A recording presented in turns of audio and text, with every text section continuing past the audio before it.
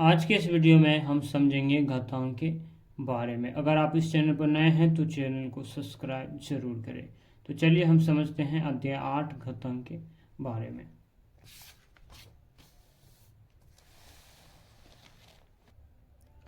घातांक या घात, एक्सपोनेंट और पावर।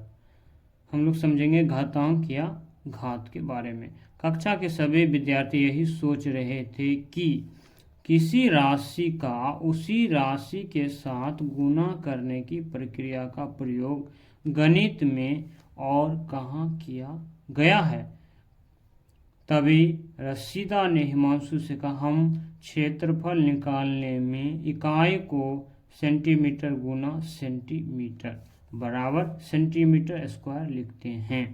इसी प्रकार आयतन निकालते समय भी इकाई को सेंटीमीटर गुना सेंटीमीटर बराबर सेंटीमीटर का घात 3 लिखते हैं। क्या इसी प्रकार 2 गुना 2 को 2 का घात 3 नहीं।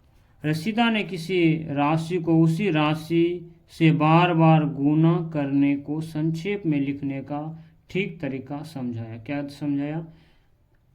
किसी राशि को उसी राशि से बार बार गुना करने को, या जो हमारा राशि है 5 है, इसी राशि से क्या किया, इसको बार बार गुना करने को, इसी को समझाया। क्या है? इसको समझाया संक्षेप में लिखने का ठीक तरीका समझाया। क्या आप 5 गुना 5 गुना 5 गुना 5 गुना 5 गुना 5 को संक्षेप में लिख सकते हैं? हाँ, इसको हम क्या कर सकते हैं, हम इसको लिख सकते हैं। किस तरह से? जिस प्रकार 5 गुना 5 गुना 5 गुना 5 गुना 5 गुना 5 बराबर, यहाँ लिखा कितना, 5 के घात 6। उसी प्रकार a Guna a Guna a Guna a Guna a Guna a, इसको क्या लिखा, a का घात 6, तथा x गुना x गुना x गुना x, इसको क्या लिखा, x का घात 4 होता है। किसी राशि को उसी राशि से बार बार गुना करने को संक्षेप में यह क्या है, लिखने का यह एक तरीका है। आगे हम समझते हैं, आप किसी राशि को उसी राशि के साथ बार बार गुना को संक्षेप में लिखिए। कह रहा है आप भी किसी राशि को, यह राशि है, उसी राशि के साथ बार बार गुना करने को संक्षेप में लिखिए। जैसे दिया है x को बार बार x से क्या किया है, गुना किया है। अब इसको हमें क्या करना है, संक्षेप में लिखना है। तो इसको हम किस तरह से लिखेंगे, हम x को गिनती करेंगे, यह x की संख्या कितनी है, 1 2 3 4 5 6 7 8 9। तो हम इसको क्या लिखेंगे, यह x से तो लिखेंगे हम इसको x, और इसकी संख्या कितना है 9, इसका घात कितना हो जाएगा, यह हो जाएगा 9, तो इसको लिखेंगे x का घात 9 इस तरह से। अब r को उसी राशि के साथ क्या किया है, बार बार गुना किया, इसको हमें क्या रहा, संक्षेप रूप में लिखने। तो इसको किस तरह से लिखेंगे, यह हो जाएगा r है तो हम लोग लिखेंगे r इस तरह से, r है तो क्या लिखेंगे r, और यह संख्या कितना है 1 2 3 4 5, तो r का घात कितना हो जाएगा, यह हो जाएगा हमारा 5। इस तरह से हम इसको लिखेंगे। अब हमारा संख्या दिया हो 17, तो हम यहाँ पे लिखेंगे 17। अब इसका घात लिखना है तो हम इसको गिनती करेंगे, 1 2 3 4 5 6 7 8 9, तो यह हो जाएगा 17 का घात, यह हो जाएगा 9। अब हमारा है 101, तो हम लोग लिखेंगे 101, 1 2 3 4 5, 101 हमारा 5 बार गुना है तो लिखेंगे 101 का घात 5। किसी संख्या का उसी संख्या के साथ बार बार गुना करने को आप संक्षेप में लिखना सीख चुके हैं। क्या किए, किसी संख्या को उसी संख्या के साथ बार बार गुना करने को आप संक्षेप रूप में किस तरह से लिखना है वो आप समझ गए हैं। इस संक्षिप्त रूप को हम घातीय संकेतन भी कहते हैं। आइए देखें कि इन्हें किस तरह से पढ़ा जाता है। यहाँ 10 के ऊपर क्या लिखा, 3 लिखा। क्या लिखा, 10 के ऊपर 3 में 10 आधार यानी बेस है। यह जो 10 के ऊपर 3 लिखा है, 10 क्या हो जाएगा, यह 10 हमारा हो जाएगा आधार यानी बेस। और 3 घातांक, यह जो 3 है यह क्या हमारा घातांक कहलाता है।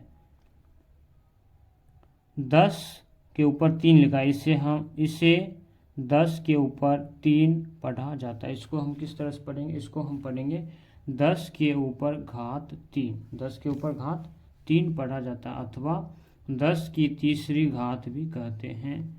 10 के ऊपर 3 को 1000 का घातांकीय रूप कहा जाता है, अर्थात 1000 को घातांकों का प्रयोग करके संक्षिप्त रूप में 10 के ऊपर घात 3 में लिख सकते हैं। तो चलिए हम इसे समझते हैं अपनी कॉपी में। जैसे हमारा दिया हुआ है 10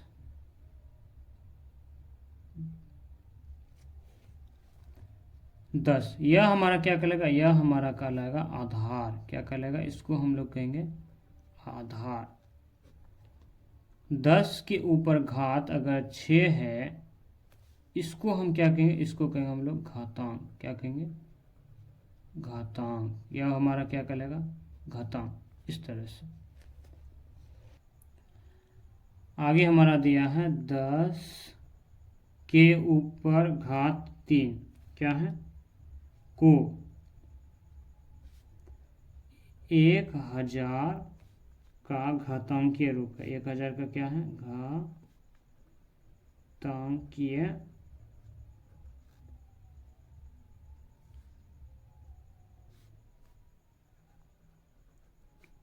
रूप है।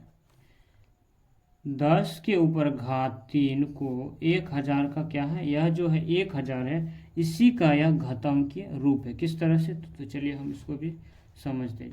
यह दिया हमारा कितना, 1000। 1000 को हम कितना लिखेंगे, इसको लिखेंगे 10 गुना 10 गुना 10। इस तरह से अगर इन 3 संख्या को गुना करेंगे तो ये कितना हो जाएगा, 1000। इसी को क्या किया है, इसको हम लिखे हैं 10 का घात 3। इस तरह से ये हो गया 1000 का क्या हो गया, घातांकीय रूप। अब हम समझते हैं 10,000।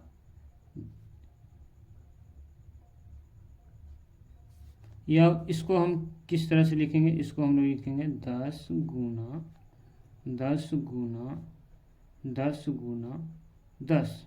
इस तरह से हम इसको क्या करेंगे, हम गुणनखंड करके इस तरह से इसको हम लिखेंगे। तो यह हो जाएगा हमारा क्या, यह हो जाएगा हमारा 10 का घात 4, क्योंकि 10 जो है हमारा कितना बार है, 4 बार लिखा है। आगे हम समझते हैं कुछ घातों के विशेष नाम भी हैं। जैसे 5 का घात 2, जो 5 के ऊपर घात 2 है, इसे 5 का वर्ग भी पढ़ा जाता है। क्या पढ़ा जाता है, इसको हम लोग पढ़ते हैं 5 का वर्ग यानी 5 का स्क्वायर। 5 के ऊपर घात 3 को, जो 5 के ऊपर घात 3 है, इससे 5 का घन क्यूब भी पढ़ा जाता है, जिसको हम लोग कहते हैं 5 क्यूब। नीचे लिखे व्यंजकों के आधार एवं घात को उनके सामने दिए गए स्थानों में लिखिए। 3 के ऊपर घात 5 है, 3 हमारा क्या हो जाएगा, यह आधार, और 5 जो है वो हमारा क्या हो जाएगा, घात। आगे दिया है 7 के ऊपर घात है 19, तो 7 हमारा क्या हो जाएगा, में आधार क्या हो जाएगा, यह हो जाएगा हमारा 7, और 19 जो है वो हमारा क्या हो जाएगा, घात। x के ऊपर घात है a, तो आधार हमारा क्या हो जाएगा, x हो जाएगा। क्या हो जाएगा, x, घात हमारा हो जाएगा a। p के ऊपर घात q है, तो p हमारा हो जाएगा आधार, और घात हमारा हो जाएगा q। x के ऊपर घात y, तो x हमारा क्या हो जाएगा, x हो जाएगा हमारा आधार और घात हमारा हो जाएगा y। इस तरह से हम इसको लिखेंगे।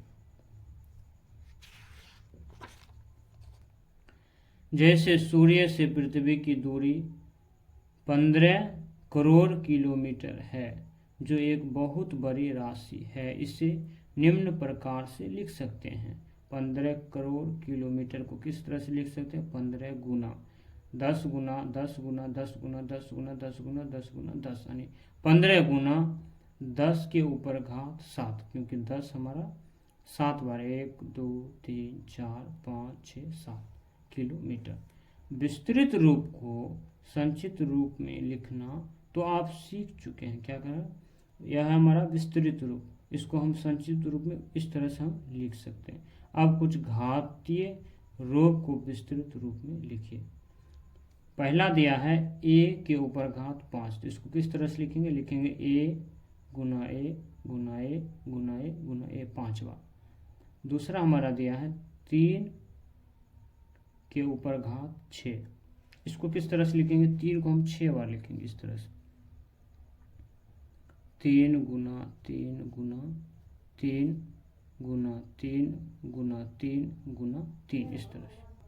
तीसरा हमारा है 5 के ऊपर घात 5, तो इसको लिखेंगे हम लोग 5 गुना 5 गुना 5 गुना 5 गुना 5। यह क्या हो जाएगा, यह हमारा हो जाएगा विस्तृत रूप हो जाएगा।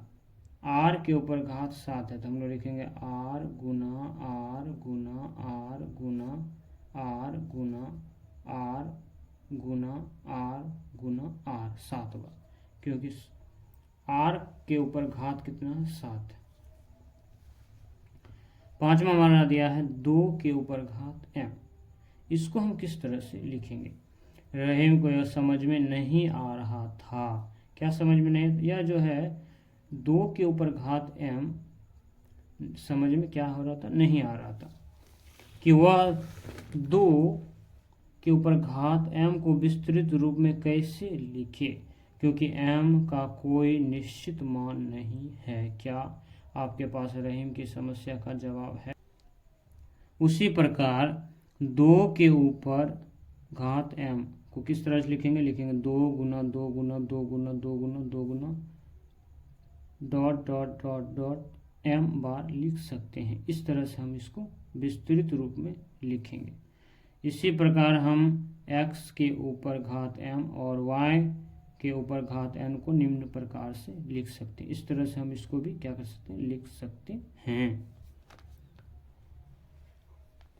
आगे हमारा है उदाहरण।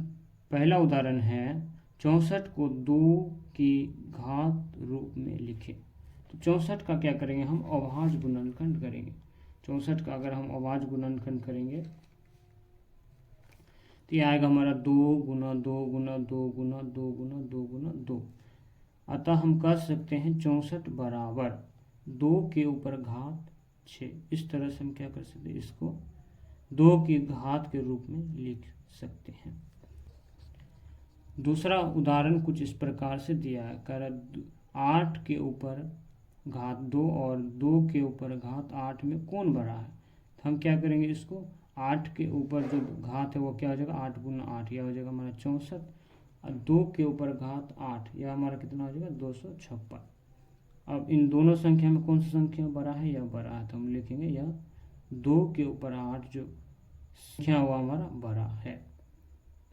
a के ऊपर घात 6 का मान ज्ञात कीजिए। a के ऊपर 6 का मान ज्ञात करेंगे तो वास्तविक में a का कोई भी घात 1 के बराबर नहीं।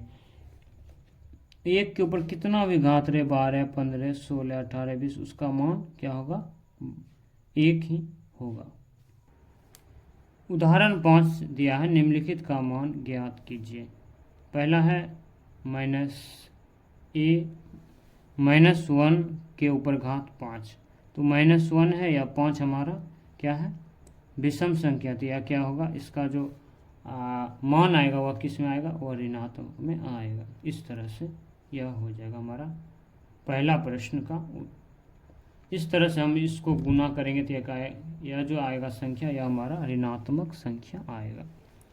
-1 के ऊपर घात 4 है, जो 4 हमारा क्या है, 4 हमारा सम संख्या, इसलिए इसका जो मान आएगा वह क्या आएगा, धनात्मक संख्या आएगा।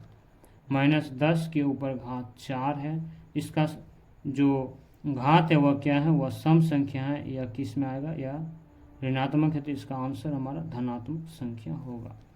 चौथा प्रश्न है -5 के ऊपर घात 3।